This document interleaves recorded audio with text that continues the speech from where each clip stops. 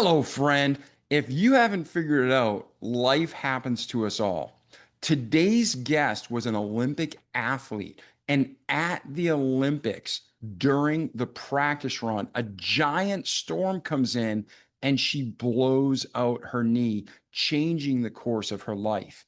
This episode, though, isn't about how she quit or got bitter or just ended miserably and got into a mediocre, lukewarm life, but how she had the persistence and diligence and determination, and you and I can too, to move on to the next phase and chapter of life that God has for us.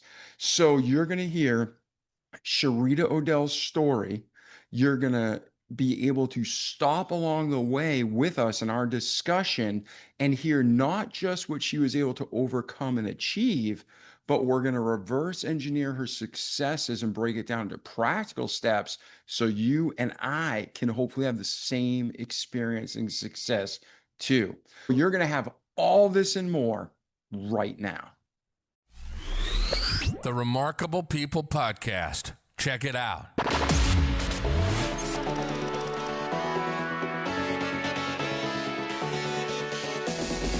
The Remarkable People Podcast. Listen, do, repeat. For life.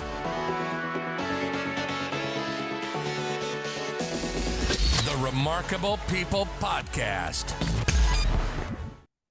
Hey, Cherita, how are you today? I'm good. Can't complain at all. Good to connect with you.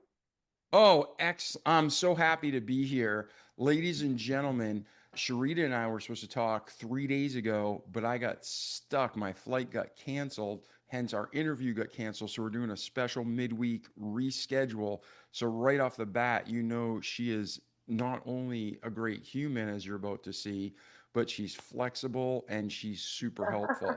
So thank you for that, Cherita. All our listeners are going to hear your remarkable story and be glad that you rescheduled. For sure. Yeah. So as far as that goes, we just discussed in the pre-reel, I said a little bit about you and what our listeners can expect from this episode. But straight from you, if we spend this next 30 to 45 minutes together, what do you guarantee our listeners are going to take away and not just be entertained and impressed, but they're going to be able to take and apply to their own lives and have even a better existence? What I would say is this is that life is about a series of events that you just can't predict, but it is the comeback that helps you deal with the setback. So resilience is the name of the game, and just being able to pivot and know that you're going to deal with all sorts of unforeseen circumstances, but it's how you face them, your attitude, that determines how high you bounce back. Yeah, I love that. And there are a lot of people who, myself included, we get derailed by life. Something happens that's not in our plan, and it takes us years to get over it. So, this is a great episode, ladies and gentlemen, of how to get back up. The Bible says a just man falleth 7 times and riseth up again. Mm. So, Sharita is an example of that.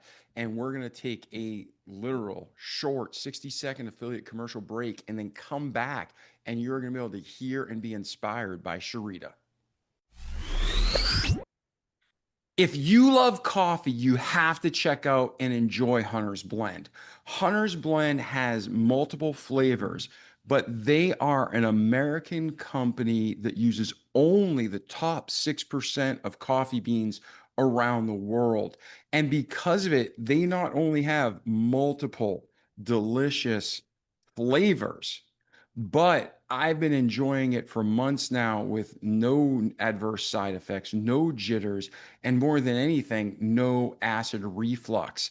And just recently, for the 4th of July, they released Liberty Roast. So when you go to huntersblendcoffee.com, whether you get Java Rum, Liberty Roast, by Dawn's Early Light, which is one of my favorites, you can use promo code REMARKABLE, receive 10% or more off your entire order, and then you will be able to enjoy some of the best coffee I've ever had. And I drink coffee every day. So go to huntersblendcoffee.com, use promo code Remarkable, and leave a comment and let us know what you think about this fantastic patriotic coffee. All right, Cherita, we're back. So please, everything that happens to us in life, good, bad, ugly, pretty ugly, it all makes us the humans we are. So Yeah. where are you from? What's your upbringing? What was your origin story? And we'll just go systematically through to today. Sure. I'm from the beautiful island of Barbados. I stay where you vacate. Yes. So I live in paradise. I grew up here and then I went to college at Rice University in Houston, Texas, the Ivy League of the South. I was fortunate to earn an athletic scholarship and I did my undergraduate degree there for 4 years. I did my postgrad in Puerto Rico in human resource management and marketing. And then I returned to Barbados, where I ventured into hospitality and entrepreneurship and the life of being a realtor. That's where I'm at currently. All right. And now during this journey, we Mhm. can go through details of your childhood. We can go through your adolescence. We can go through to today, whatever you feel that's significant in your story. But going back, you got a full ride scholarship to Rice University. So clearly you weren't an average athlete. Talk about how did God build you to get a full ride scholarship? Oh, wow. And this is where you start to realize that all things come together. Everything in your life connects. I grew up in a neighborhood with all boys, and I was one of the boys. Listen, boys are easy, uncomplicated. Life was good. And one thing we had in common was racing in the streets. And I started to realize, wait a minute, I'm fast. So they used to call me Cherita the Cheetah. And Nice.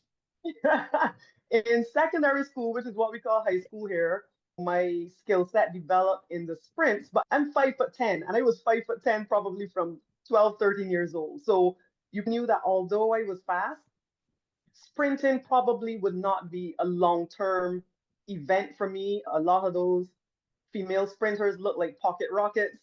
They're short, they're powerful, and I look the total opposite, long, lean, and lanky, right? So most of my years in secondary school was spent with me being verbally bullied. I was called everything under the sun. And I could tell you it was depressing. You put on a brave smile at school, but when you go home, you're crying behind the house. And I made a decision, a conscientious decision, that anytime anyone insulted me, it would be like adding power packs to me, like in a video game, that rather than depressing me and keeping me down, you were going to boost my mental strength just by calling me names. And I made that decision. So, unbeknownst to people, as they continue to taunt me, tease me for my skinniness, in my mind, I would be saying, you will never be better than me. Wait till you see me step out on the track. I have what it takes. I had a set of affirmations, which I didn't realize that's what they were then, propelling me to just be the best athlete I could be. And towards the end of high school, that's how I got noticed because I was the Victrix Ludorum at different sporting events and so forth. I had school records.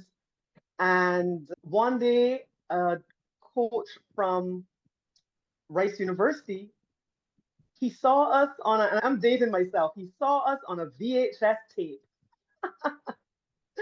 That's Um, awesome.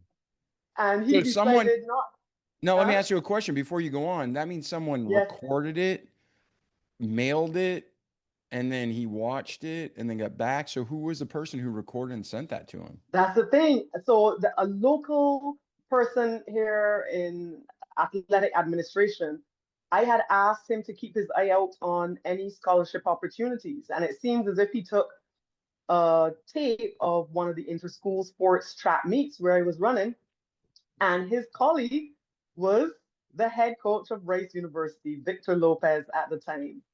And he saw not only myself, but a couple others running. And imagine in one swoop, he invited three of us, full rides, full athletic scholarship to Rice University. One go.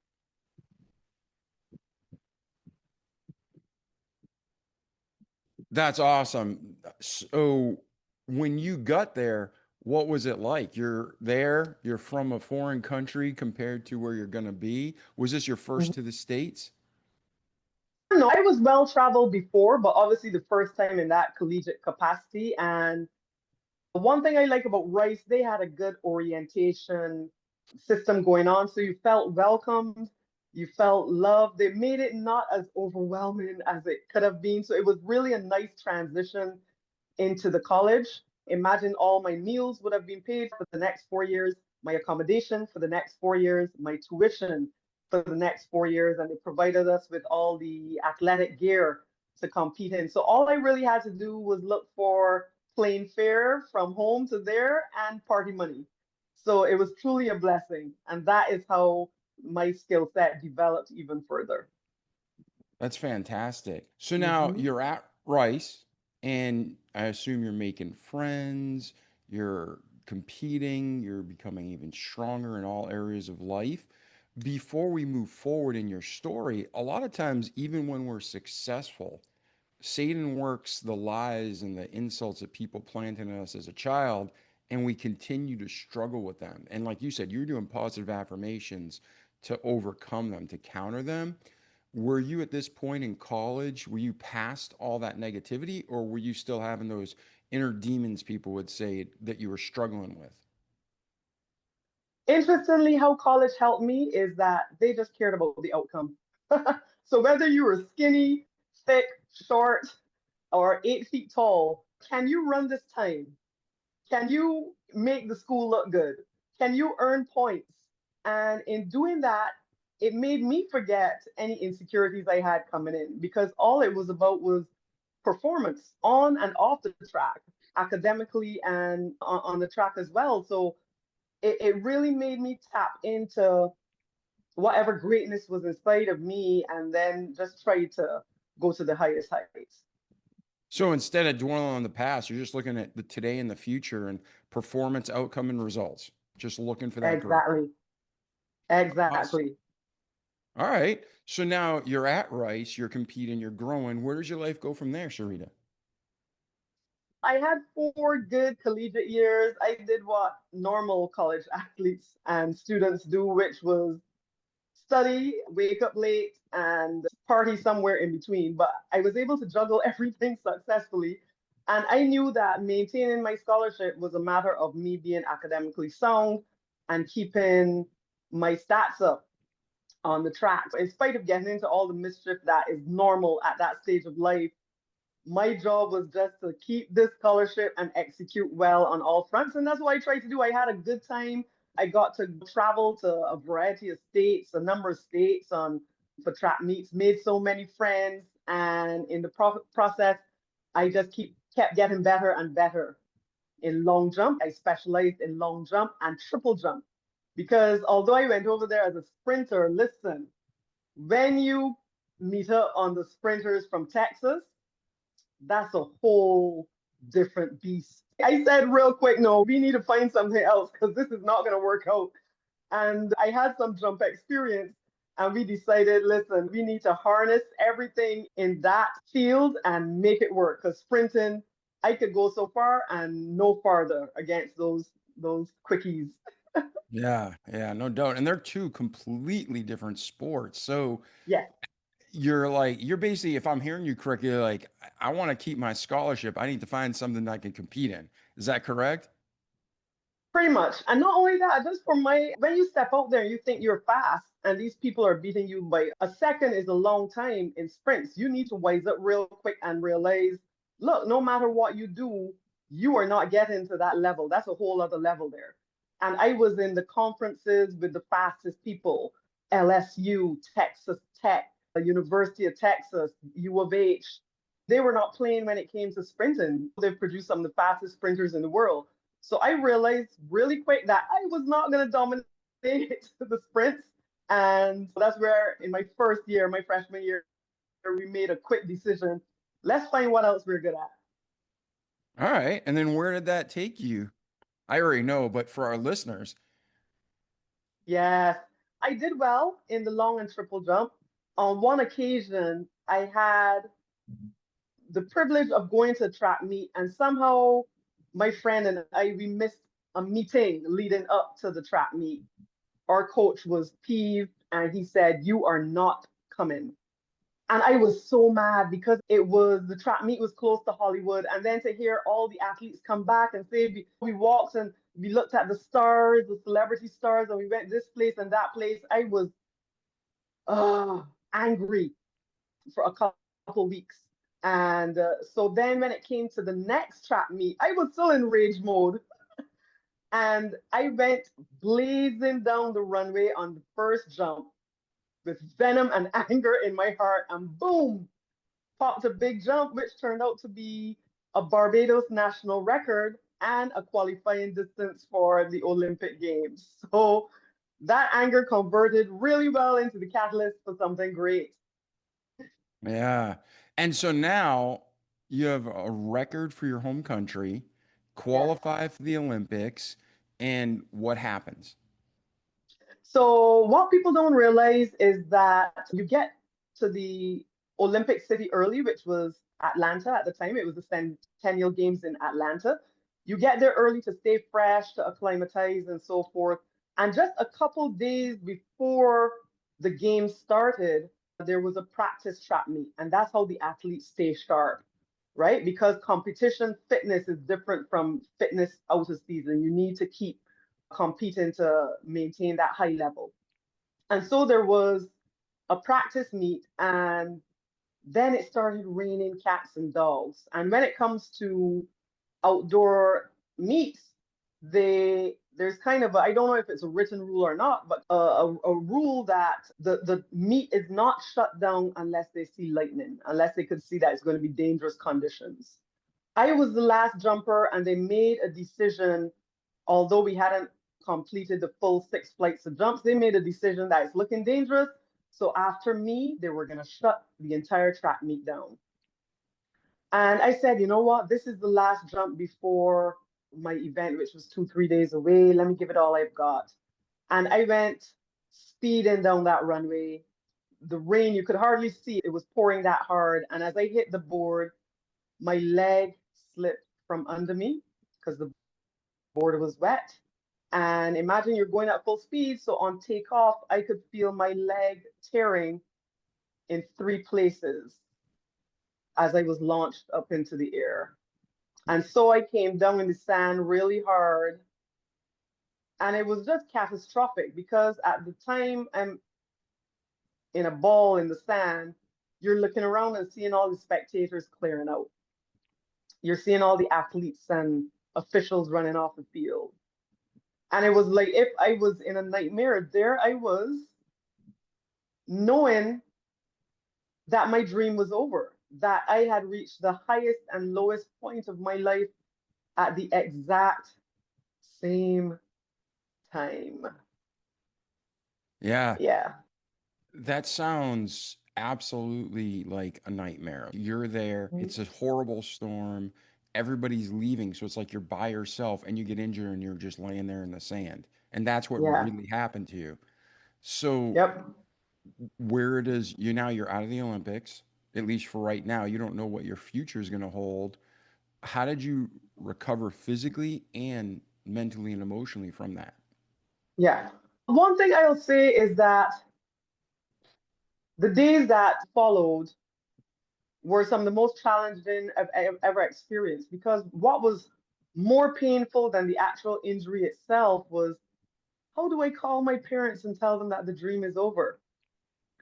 Just making that phone call was, I ducked and dodged until our chef de mission was like, Cherita, you have to make this call. And that was what killed me, because I was one of 5 track and field athletes. Your family's looking forward to seeing you. This is excitement. Whose family member makes the Olympics? And then I've ruined it. The next couple of days after, I would have fasted involuntarily. And I know what it is to run out of tears. After 2 days, you run out of tears. But sometimes God has other plans for you and you don't even realize what's happening. Luckily, they allowed me to stay during the games. They didn't ship me back home, which would have been even more devastating. And while I was there, although I couldn't participate. And can you imagine I had to watch my own event on a small screen TV in the dorm? That was so painful. But on one day I said, look, we can't sit and mourn forever. Let's get up and get out of here. You know what? Take yourself on a tour of the city. And what happened next, I think, set the course, the trajectory of the rest of my life. As I exited the Olympic Village, there were missionaries outside of the village. I was always a churchgoer. Most Caribbean people tend to be. But they saw me heavily bandaged, and it was almost as if they came to my mental and spiritual rescue. They spoke life to me, they encouraged me, and they give me a Bible, which is still my Bible to this day, 30 days later. So it kind of, obviously, on hindsight, I could look back and see that was a defining moment in terms of my personal growth and development, that I had no clue what was happening. But sometimes in your brokenness, when the light comes through the very dark clouds, it really helps to give you guidance as to the way you're to go. Absolutely. And when God sends men and women to us in our need, and we can choose to accept or reject him. And Yes. at that time, he loves you and he wants to comfort you. And it sounds like he sent the missionaries, but you did accept them. And that's so cool. I actually have the first Bible I was given too when I was 15. I still have it. I was looking at it the other day. I use it Mm, actively. So nice. so what did those missionaries share with you?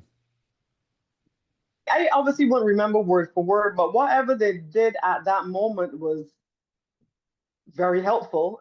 It helped me to know that it wasn't over, I wasn't doomed, I wasn't, because sadly, when circumstances like that happen, you almost feel as if, what did I do to bring this on myself? Nobody else is getting injured like this. And that's what you think until later on, I found out that other people, other athletes had their own challenges. A boxer ended up missing the bus to a title fight. A swimmer went out one night and hopping over a fence, broke his arm. And it made you realize, who are you to think that life can't happen to you? And it helped, I think, set things in perspective, that this was just something that happened. This was my lot, and not to stay in victim land forever. I think you're allowed to mourn. That's a human response. I went home after that and I was depressed for a couple of months. Every time I left the house, I felt as if people were looking at me like, look, there's the girl who failed. And then it takes time to realize, no, they don't care. They don't even remember what happened to you. A lot of the shame is self-inflicted. A lot of the mental anguish is self-inflicted. And over time, I had to realize, Cherita, that happened to you. It didn't stop, it didn't take away from your greatness, because you earned your right there. You were 1% of 1% of 1% of 1% of the world who made it to that level. And no one can take that away from you. It doesn't make you any less grandiose, but now get your mind in order and get back to life. Yeah, so it's a real perspective switch. Obviously, none of the facts or reality changed, but your perspective changed. Yes, Now, what did indeed. you? Oh, go ahead. No, indeed, it had to, because there's a saying, weeping endures for a night, but joy comes in the morning. And you have to look for that joy, because it's when you stay in the weeping mode that it then turns into depression or something that is detrimental to your health, literally, to your mental wellness. And it is key to realize, to not negate what you went through, but your reaction, your decision on how you're going to respond is what makes the difference. 100%. 100. So, for our listeners, like you said, it was a journey and a process, and it took you some time. When the bad thoughts and emotions started creeping back in, did you put any safeguards or habits in your life to fight back and overcome them? Yeah, one thing you will learn about athletes is that their mental game, more than anything else, is extremely strong. Think about it. Why do you have so many men and women on the planet with equal physiques and equal strength, but some are able to dominate? more than others. The mental game, if people knew what went on in an athlete's mind, they would be surprised. Everything from, for example, just on a simple level, before I made any jumps, any when I was competing, I visualized it in my mind. I would not start running until I saw myself going down the runway. I saw how my foot planted. I saw how I sat in the air and reached forward. If it didn't feel right, I had to play it over again. And what happens is that your body is blessed to be programmed in such a way that what the mind tells it, the body will follow. And so imagine, even in detrimental circumstances, your mental game, all that you've learned from competition kicks into gear. All right, we were down. We got to get back up. What are you going to do? What are you going to do? No time for self pity. Come on, let's go. Let's go. And that was the kind of mental conversations I was having. You're still great. Come on, let's find other things that you're good at. Let's go. And instead of dwelling on the past, you start setting up how are you going to let your greatness shine in other things in the future. And that kind of mindset is what made me the beast that I am today in entrepreneurship and real estate and so forth. It follows you. It wasn't just a track and field thing. It has helped me in all spheres of life. And talk about that. Bring us from the Olympic Games where you injured yourself through today. In terms of afterwards, I came home and then I was down on myself for a long time. And then I had to say, look, let's get rolling again because no one cares. That's the thing you need to remember. When you are in your self-pity mode, no one cares. People are going about life their way and dealing with their own struggles. So what are you going to do? If you were using it as an attention-seeking tool, no one is coming to your rescue. And I made a decision at that point, you know what? Let's keep going. I would have gone back to college for my last year, my senior year, graduated. And then I made a decision to let me go and do some postgraduate studies. Did an MBA in Puerto Rico in business and HR management. And then I started trying to figure out how was I going to make a living. I always knew that I never wanted to be a professional athlete, to be honest. So I kind of knew that once I ended college, that it would be a natural transition to something else. I enjoyed track and field for all that it was, but people don't understand that was 6 days a week, every week. So after that, I went on to eventually get a job in the hotel industry. I became a sales manager of a four-star resort, and my career life then just evolved from there. Sales manager to different positions like marketing manager, general manager, operations manager of resorts. And one of the jobs I had was a combo with, yes, you're going to market these resorts, but you're going to also sell our luxury condos. And in the process of doing that, I realized, wait a minute, these real estate agents are calling me for all the information and they're getting 4% of, for example, 750,000 US dollars, and my salary is still the same. What's going on here?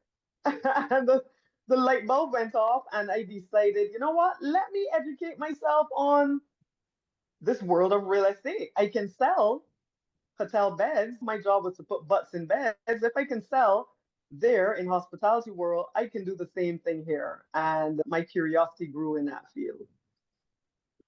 Awesome. Yeah, that's a wise and, very profitable realization you had there. So, Mm, how many career paths do people do 80% of the work and the person who does the oh, 20 gets the lion's share of the money? yes, Oh, yes. yeah, it's not, you want to be in that top profitable end. So now you're in real estate and bring us through to today. I must say, I don't want to ever make the transition to real estate seem like a cakewalk because it was not. Most persons are happily accustomed to a 9 to 5 where you are guaranteed your salary at the end of the month. I never had any family members that were entrepreneurs. So, but even it was always in me. I was the person that, even though I was, and people find this strange, but I always just did what I wanted and liked, and that made me happy. So imagine, even though I was the general manager at a four-star resort, on my off day, I was happily sitting at the front of a tour bus as tour guide for Spanish visitors. At nighttime, back then, I was hustling, typing papers for university students. Yeah, if you need your law paper typed, I can do a 10-pager overnight and it's going to be X amount per page. I was always grinding. I think when I made the realization in hotel world that no matter how hard I worked, I wouldn't get past the ceiling. I was like, I don't think I can do this. And then when I went to that job that had the combination of marketing hotels and selling luxury condos, when I got to the sale of the 9th unit out of 16 and realized that I wasn't making any more than I was, the entrepreneurial bug really came up, really stirred up inside of me, and I made a decision to bet on me. Because if in hotel world they were using my skill set to happily sit down in a meeting and say, hey, we've made a profit of $2.5 million this year. And then in condo world, they're able to say, hey, we sold 9 units starting from 750,000 US. I was the person helping to orchestrate all this. I am valuable. Let's bet on me. And don't get me wrong, it was frightening to leave the world of work. And so even though I had the opportunity to, I always was still trying to step back in or maybe apply somewhere. And I think God allowed a set of circumstances to happen. So it was like, no, you're done. People are surprised to hear that I walked away from a highly paid job when the director he said I was too busy in extracurricular activities. I said, but they're extracurricular. He's like, no, we want you to write a letter divorcing yourself from all those activities and just focus on our business. Hello? And it needed that for me to be like, okay, I'm done. And I told him, I'll write your letter, all right. And then the next morning I came and handed in my resignation letter. And it took that to kind of kick me out of a seat of comfort and step into trying to do this thing myself. And that meant 3 a.m. mornings, just trying to create content for a website. Months of driving around in the hopes of finding properties that didn't have any representation. So it wasn't a seamless transition. It took a lot in between there. And that's where the guts and the intestinal fortitude was built for sure. Yeah. Now, some people say, looking back 20 years, what would you say to your younger self? But we have listeners from all over the world, and it doesn't have to be just real estate. It could Mm, be, you could have someone who works in the legal field and they're doing all the work for the attorney, who, yeah, the attorney passed the bar, but really that assistant's doing the lion's share of the work. And that yes. attorney's just an actor showing up for the day, right? Not to Ooh. discredit attorneys, but Yes. what I'm saying is there's so many career paths. So Mm. I've seen a lot of people where I've had receptionists ask for $150,000 a year. Obviously, Wow. they overthought their importance. Not it's not important, not that they're not important as a human, but a business can't sustain $150,000 reception. Yeah. And then you have other businesses where you have absolute salt of the earth, amazing people, talented Mm, achievers, and they get paid on the low end of the spectrum yeah. because they're not fighting for it. So, to all of our listeners out there who are where you were, what are some of the things that you did or you'd recommend they do to go from the person making a set income to being the high financial achiever and be able to enjoy that life? And like you said, the path between the two is hard. So we want to set a realistic expectation that this isn't going to be easy. You're going to lose your Yeah. security. You're going to have hardships, but if you pursue, if you're diligent, it'll pay off. But what are, just say, 2 or 3 of the top things you learned on your journey? Firstly, I would say start by paying attention to your strengths. What do you like to do? Sadly, many of us categorize our strengths in the hobby category. It comes so easy to you that you almost feel guilty charging people for it. Pay attention to your strengths. What do people keep saying that you're good at? I do believe that God has created and deposited a certain set of skills and talents in us to get us to fulfill his purpose on the earth. And a lot of people miss that. A lot of people sidestep because we need money at the moment to feed the family, etc. And what has been in them never gets totally activated. I firmly believe that as you follow your strengths and as you follow your passions, the way will become clear for you. Now, I'm not saying go and jump ship immediately from your 9 to 5 to follow what you have in your head, but start changing your perspective. Perhaps let your day job fund your passion. Go to work happily every day, but knowing that what you're making from that is being channeled into what your soul really wants to pursue. And there will come a point, feed that inner man. So start taking courses, start doing whatever, start working here, there, and whatever after your regular job. Start feeding that passion in you. And there will come a point in time where the two will not be able to coexist, where whatever you considered as initially a side hustle or your little hobby or your little passion project will become so big that you will get to the crossroads where you might have to tell your day job to stand down. And that is okay. So, first and foremost, follow your passion, look at your skill set, gifts, and talents. What were you truly created for? And start going in that direction. Do not try to figure it all out. Because life, when you look back, is a series of dots that, oh, they flow seamlessly into one another. But when you look forward, it will make no sense, right? So, yeah, just step into whatever directions are calling you.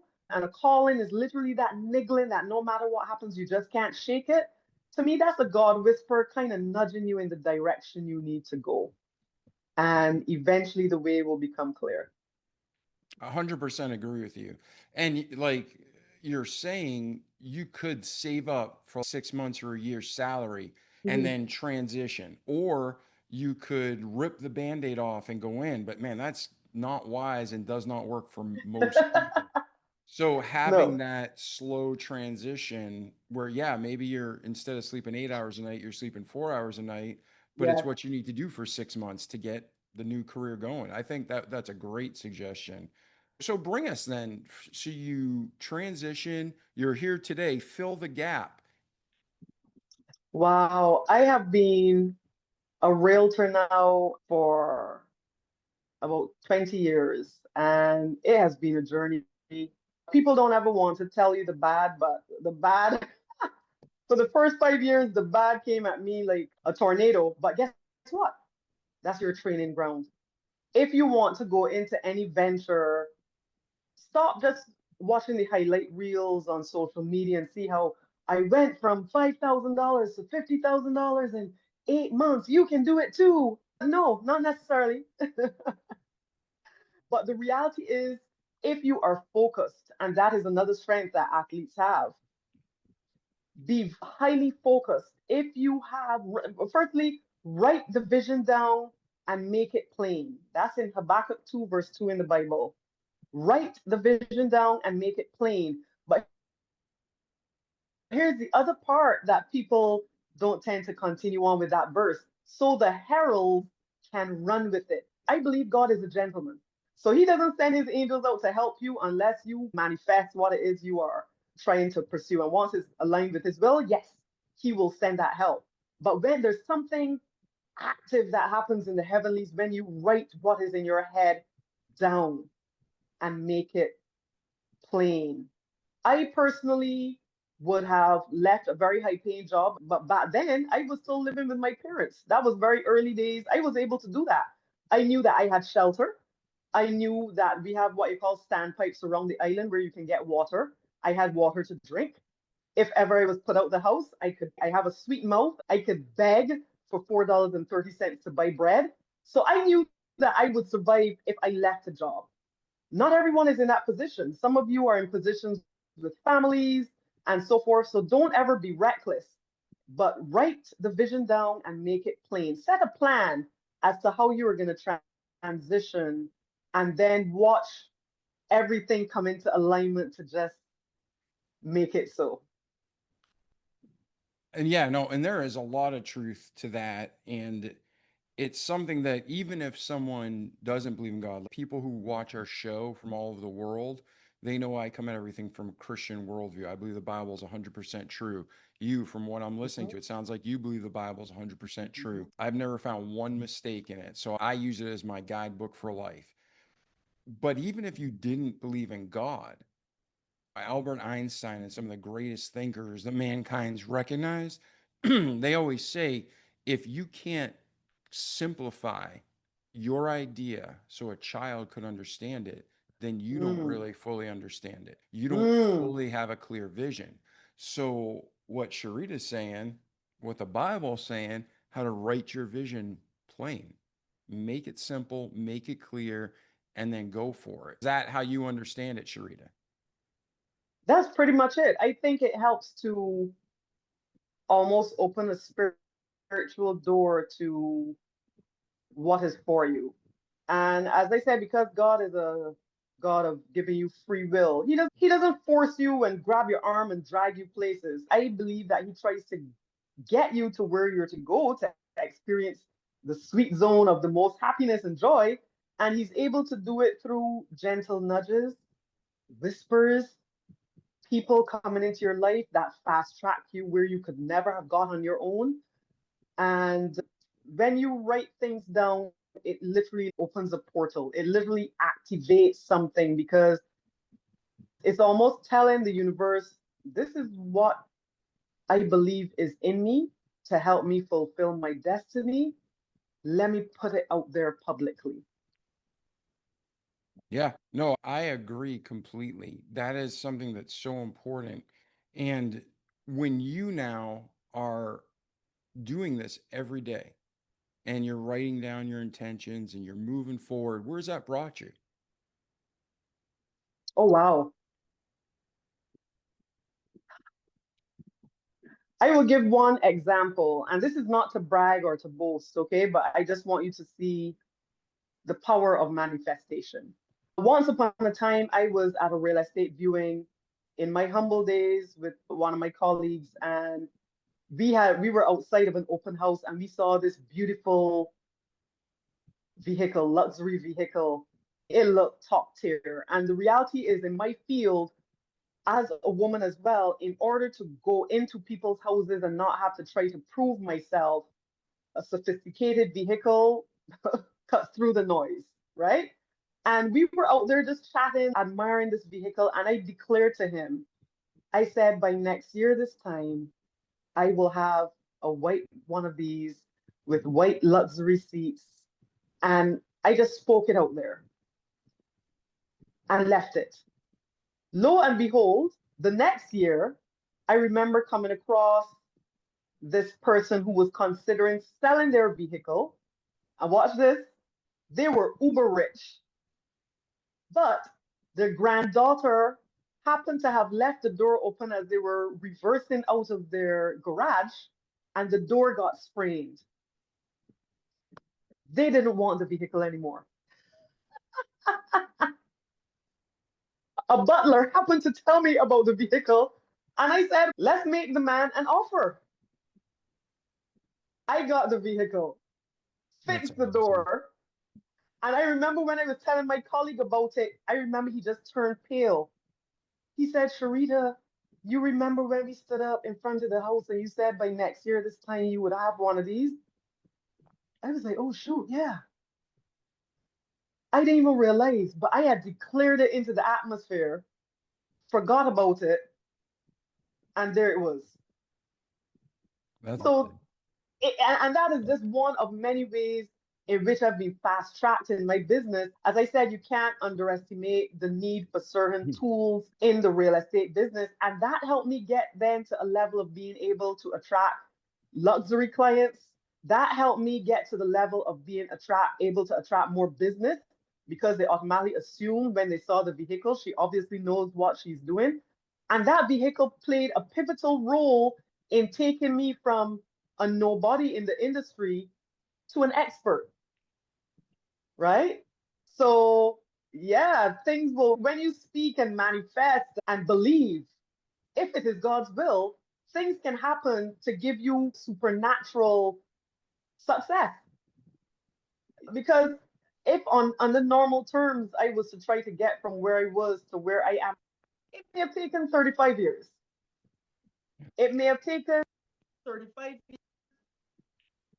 It may have taken 25 years. I don't know. But I do believe all of what I got in terms of the favor of God has helped to really bring me into the place that I am today. Yes, and I agree with you. And ladies and gentlemen, there's a balance. Everything in the balance, Old Testament, New Testament. Jesus says over and over again, a false balance is abomination to the Lord, but a just weight is his delight. So what Cherita is talking about is that just image and the power of an image and other people's perception. So truth is reality.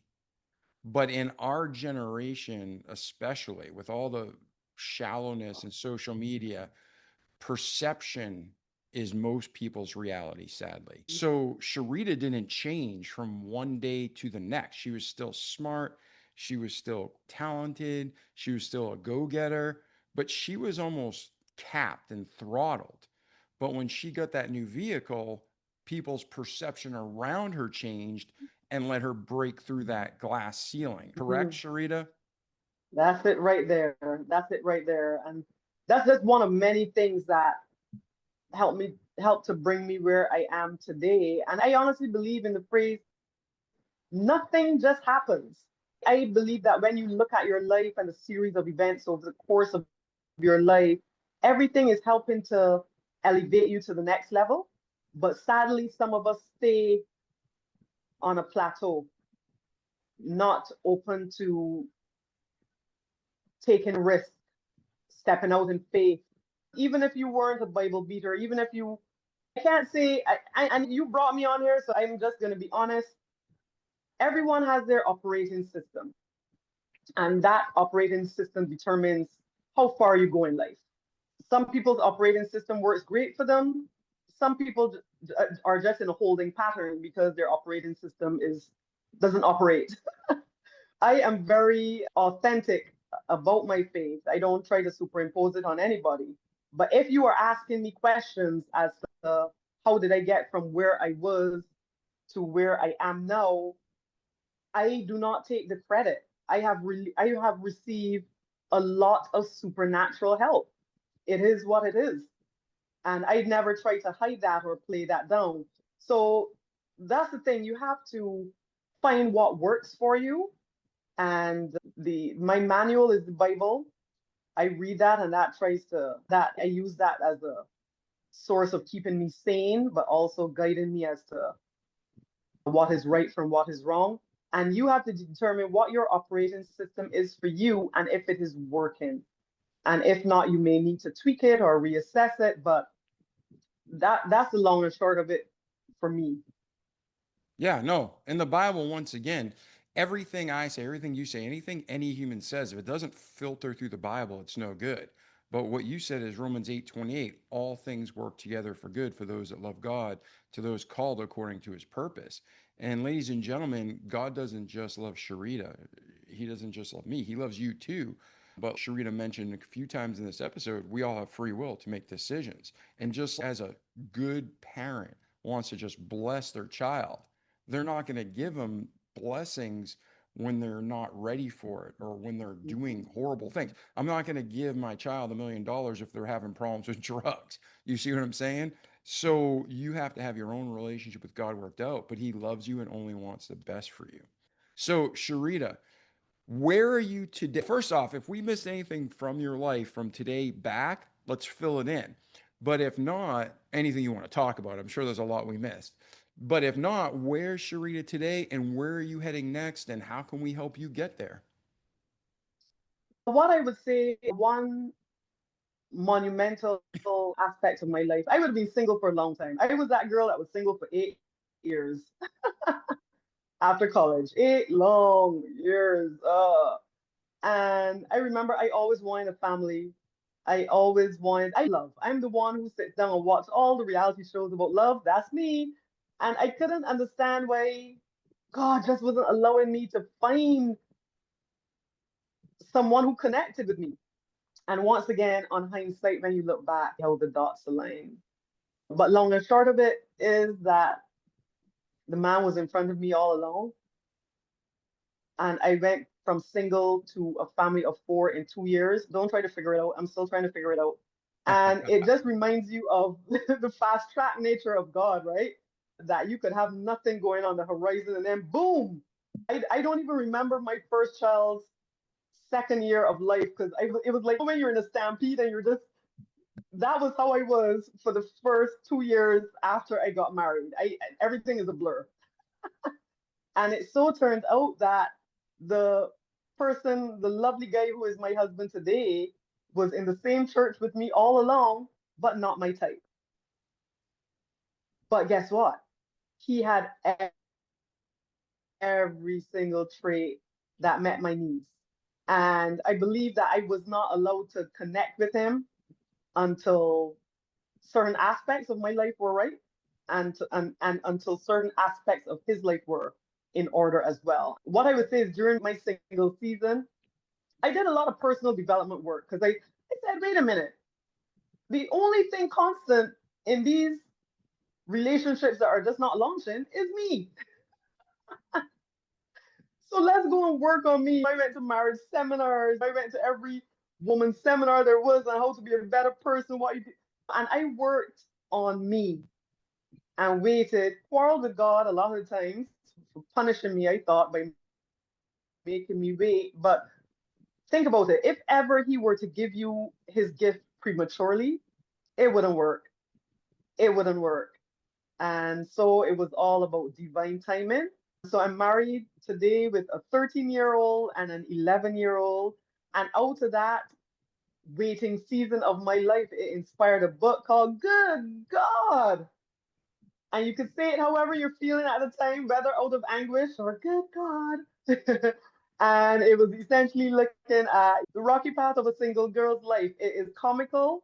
It is about a girl named Ava who mirrored what I went through in that single season, meeting all the wrong people, but along the way learning that it wasn't necessarily about the guy she met, about who she was becoming. And so I'm happy to say that I'm an author, and the book has been doing extremely well locally, internationally, online, and I can't be happier.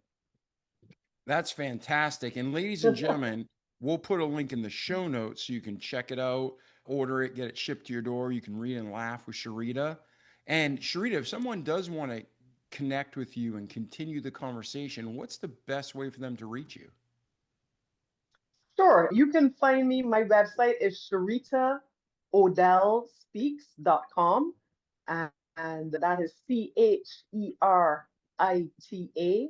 CheritaOdell speaks.com, CheritaOdellSpeaks.com. And I'm also on Instagram and Facebook as Cherita O'Dell Speaks. And if you want to check out the book, go to goodgodhelpmeout.com and you'll find the links there, the Amazon link, and further details on it. Goodgodhelpmeout.com. It's been a true honor having you here today, Cherita. And thank you very much for being here. Thank you. I've enjoyed the conversation. Thank you for the opportunity. Oh, always. And ladies and gentlemen, we love having you here. We're so thankful that we get to share life together for these few moments. Like our slogan says, though, listen, do, repeat for life.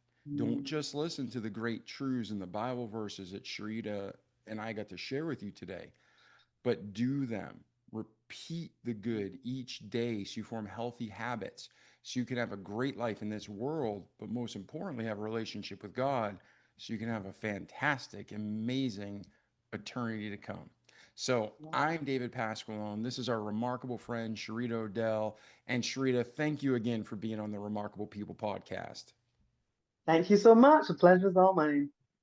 All right, ladies and gentlemen, listen, do, repeat for life. Share this with your friends and family. Like it. pumping around on social media, not so we can become more popular, but so we can help more people, and you're part of that. Thanks. Have a great day, and we'll see you in the next episode. Ciao.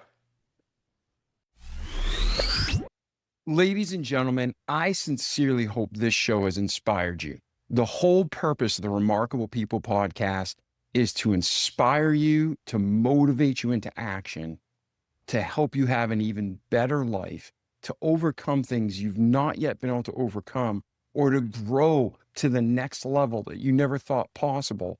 And all of this, not just to benefit you in this world, but to have you come to a relationship with God where it grows every day stronger, and not just this world is blessed, but your eternity is blessed.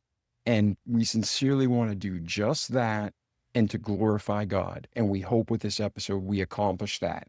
If we did, please let me know. It's great to be encouraged and to spread the word to our remarkable guests that it helped in your life.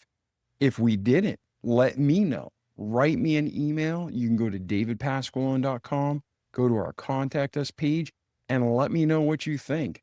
I got tough skin. Let it rip. Anything you can think of to make this a better podcast, to help you grow and to glorify God, I'm in. So that's it. Thank you for listening to the podcast. Thank you for sending us feedback. If we can help you in any way, let us know. And if you can spread the word about the Remarkable People podcast, share the episode to your friends, your family on social media, it would be a huge honor and blessing. Again, I'm not trying to be the most famous podcast in the world for my benefit. I truly want a podcast that's the best podcast in the world to help as many people as we can to have a better life, come to know Christ, to grow in the Lord, and to have that salvation so they can be with God in peace and joy in eternity. And right now we're together on this earth, so let's do everything we can to work together and help each other grow. Like the Bible says, love the Lord thy God is the first commandment, and the next commandment is to love thy neighbor as thyself. So let's do it together. I'm David Pasqualone. I love you, not as much as God loves you, but if I can help you in any way, just ask. And again, please share this with your friends and family so we can help them too. See you in the next episode. The Remarkable People podcast. Check it out.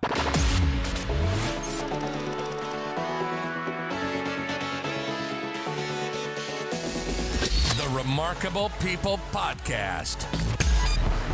Listen, do, repeat. For life.